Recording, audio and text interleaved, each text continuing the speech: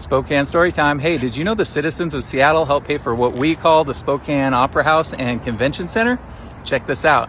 So during Expo 74, it was up to each individual country to provide the funding for their own country's pavilion. And so, of course, the US government wanted to have the biggest and best pavilion, and the Congress set aside $11.5 million to help build what we would know as the US Pavilion, which is now the GISA Pavilion. But what a lot of people don't know is Washington State actually put up $12 million of state taxpayer money to help build the Spokane Opera House and Convention Center. And the reason is at the time it was called the Washington State Pavilion. In fact, this building was owned by the state of Washington up until 1979 when they finally signed it over to the city of Spokane. And for 6 months during Expo 74, they considered Spokane the entertainment capital of the world. So not only did they have some of the biggest opera and ballet singers in the world, but they had some of the big name artists from America show up as well, like Bob Hope, John Denver, Ray Charles, the Carpenters, Chicago, and even Bill Cosby.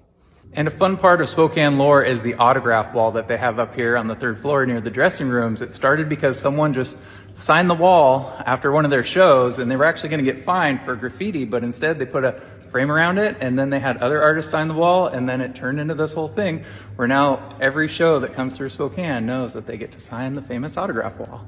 And then in 2008, it became the INB, and then in 2018, it got remodeled and became the first interstate center for the performing arts. In fact, it was a big home for the Spokane Symphony over the years, and as a venue, it really put Spokane on the map. Even though we're considered a second-rate market, we have a first market venue. And because Expo 74 left us this amazing venue, there was a lot of big names that have come through, such as Bob Dylan, Roy Orbison, and even Johnny and June Cash.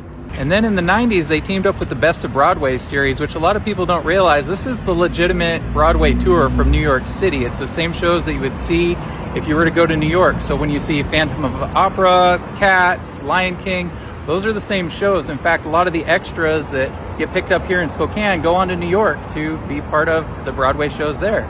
And we wouldn't be able to facilitate first market shows like the Best of Broadway series if we didn't have this amazing venue. And the Best of Broadway shows bring in more tourism than any of the other live shows in Spokane when we talk about like hotel rentals and restaurant uptick and things like that. In fact, when Lion King opened, they sold it out 43 nights straight, and it was the top selling show in all of Spokane history.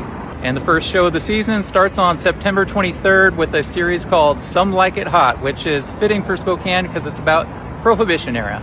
So now you know about the INB or the Opera House or the first interstate performing center for the arts and how it impacted Spokane.